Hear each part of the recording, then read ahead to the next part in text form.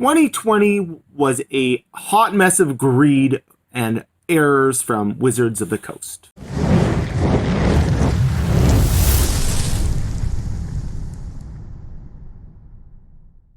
Welcome to Collectors of the Coast. I am Cash, and if you are looking for a positive video, this is not the one. You're gonna want to stop watching here. But this is my 2020 rant for Wizards of the Coast. I've been meaning to make this video for a while. Just got a whole lot of stuff that's sitting wrong with me. When it all adds up, it doesn't make me very happy at all. You know, there's been some real... So first I'll start with the positives. There's been some real positive products. There's been some fancy cards, shiny cards, lots of innovative products. But it feels like so just the greed of the company rules the day. And so we're going to talk about that. So first and foremost, because this actually directly affects you guys at home, my patrons and more, they just, through a pandemic, instead of bringing things out, pushing things back a little bit, knowing that it's okay to only make, you know, a $500 million instead of $1 billion, this huge company Hasbro has just pushed ahead and made extra premium products, pushed ahead, pushed shipping deadlines, everything's super tight, stuff they can't do, and it's just put everybody in a lurch, from the end user to the LGSs, which just get crapped on from their customers when they can't get the orders they've sold to people, and it's just a brutal place. So it just started early in the year, started before everything happened. The mystery boxes, they put out so little, and no one could get the darn things. So and that was before anything happened to really shut them behind, and they've just pushed forward with it, and they've continued that pattern, throwing out secret layer after secret layer, scheduling stuff really aggressively in just deadlines they can't meet, instead of just slowing things down a little bit, doing it properly. Does it really matter if we get Commander Legends November 20th or it's December 1st? It's all about making their clients look good, you know, and it's just they're not supporting them. So I know in the fact of my LGS, and I've talked to a few, you know, they're damned if they do, damned if they don't. So they pre-sell some of the boxes of cards. And they usually, most of the stores do it fairly conservatively based on, you know, you order 50 boxes of cards. You know, even if you get 20 of your boxes, you're okay. So they'll pre-sell those 20 boxes of cards thinking, okay, we're going to get them in.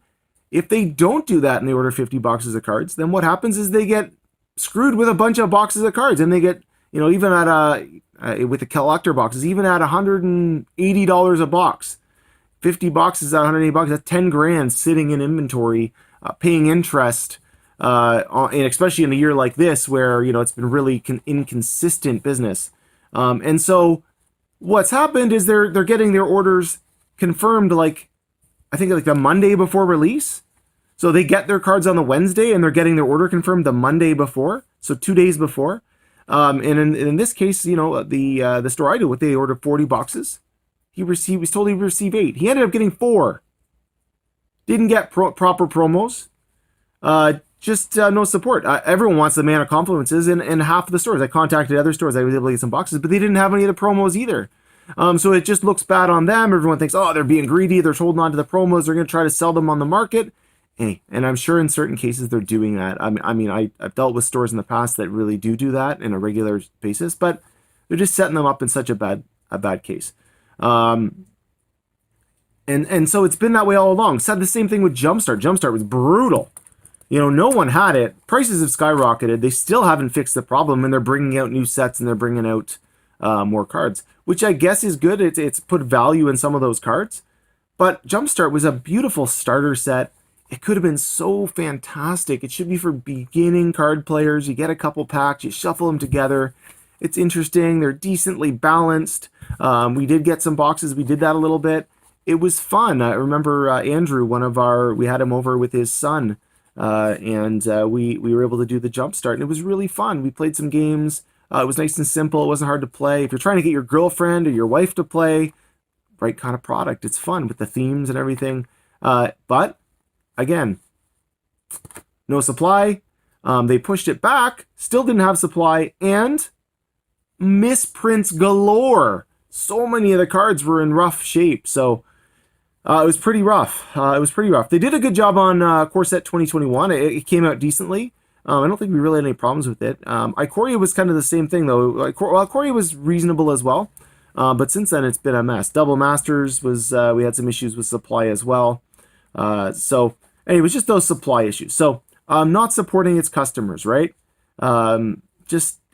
It's just not right? And you just get this sense of this big company that really doesn't give a crap about the end user. You know, they're just looking at the bottom line. They're like, how can we fleece these guys out of another $100, another $200, another $500? We need record profits in a pandemic. We need record profits. Who the hell cares? Do we care about our employees? No. Do we care about our end customers? No. It's all about my dividend. So, all right. So the sets themselves, overpowered cards that got banned instantly. Ikoria was kind of an interesting set. They absolutely overplayed the companion mechanic, squashed them into unplayability, and just ruined the set. I don't even want to open Ikoria anymore. I mean, I own a little bit of Ikoria, just still kicking around here just to have it for the channel, but I don't really want to play it anymore. It's there's like I like to think like Ominous Seas. Like I love that card from the set.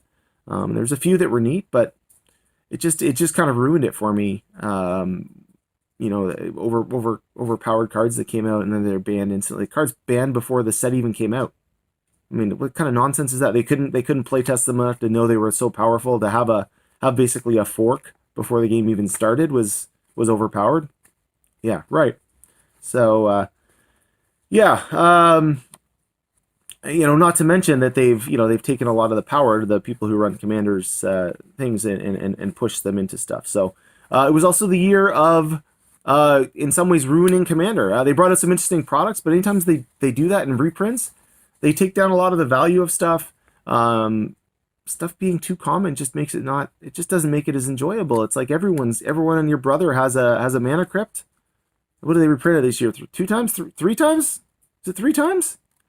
You could get them all the time. Like it becomes when everyone has one, it's not special. So I mean, I know people. If you're getting into the game, it sucks that it's a lot of money to get some of these cards, but the value in them is that you own one of them, and like maybe you're the only one at the table who owns one, and it's cool. The value of a Black Lotus isn't the value of the card. It doesn't make the game better playing a Black Lotus. It's that they're so rare and unique, and they're hard to get. And when you see one, you feel like that special joy in just seeing that card because you don't see them, and they're obviously insanely costly now, and they're just out of the normal man's pockets, not available.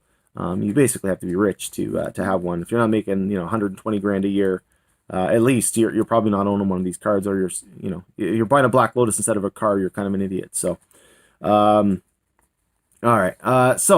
Really, a lot of people have been giving them all kinds of excuses for COVID. But it's been mismanaged galore, and it puts the problem again on the end user. It puts it on the stores. A lot of unhappy people. A lot of people not supporting their local stores in a time they really need it.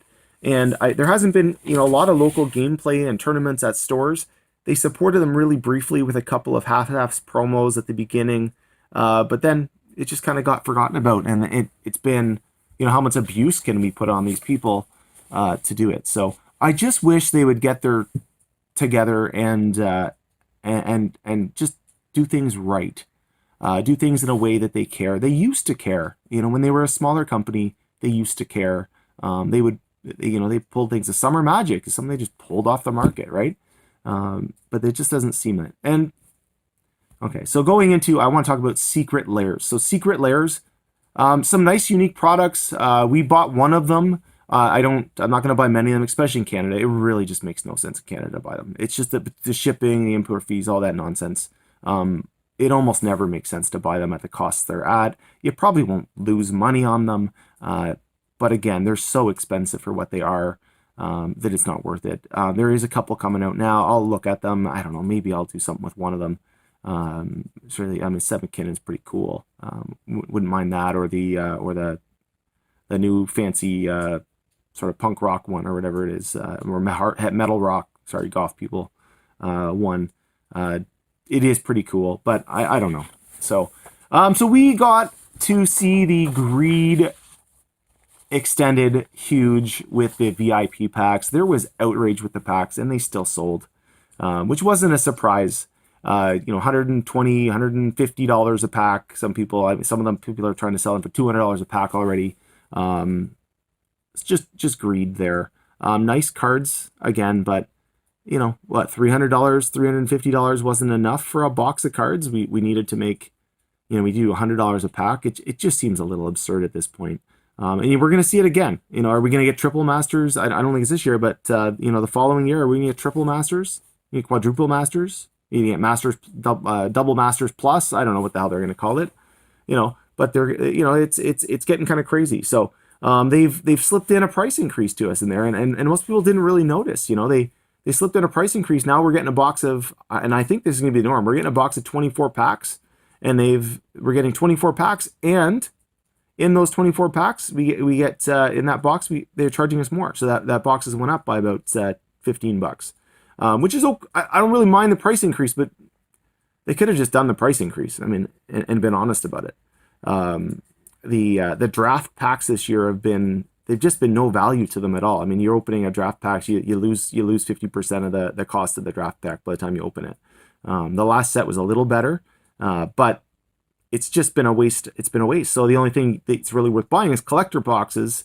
And again, you know, for the kid, I can imagine the kid playing Magic for the first time. He's just got his first job. He's like, oh, it's happy I made $100. You know, and he can't even get he can get 2 packs or something. It's crazy. Up to, you know, $350. And some of them, they're not even printing well enough. So, you know, when we're talking about the case of Commander Legends, such a sought after great product, already the draft boosters are up by about 10-20%. The collector booster boxes, people are up, you know, 10-20, probably 20% on those. No, maybe even more. I think they were about 300 in Canada. They were about 300 plus tax about pre-release at the beginning. Now a lot of people, I don't think you can find them for less than 360 plus tax on the market now. So if anyone's selling for 360 on the tax, let me know. I might buy them. But you can't even find the thing. So false advertising this year. So we got big time hosed a couple times with false advertising about what's in packs. You can't trust what's in the boxes. You don't know what's coming. VIP Double Masters, I ordered my order, found out afterwards, you couldn't get 4 mythics in a pack. You could get 2. What's that nonsense? How's that double? So I mean, nice packs. There's some good value in there. I don't think it's as good a value now. The prices, like the brainstorms, have went down to maybe $10-12. You know, where they were, I don't know what they were, $40 off the start. But yeah, I mean, they really false advertising, said by everybody, asked the questions, and they just kept going with the story. And then they just changed it, and then everyone just kind of forgot about it and forgave them.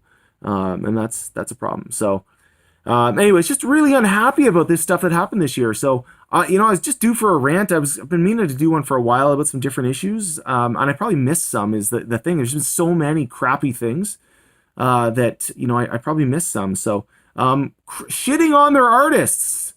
You know, we had a great MTG artist this year, and they banned her from it for questionable stuff. I mean, maybe not the greatest gal. I don't know. I don't know her personally. But I think all the artists are afraid that they're going to get banned now for just like a questionable comment or something.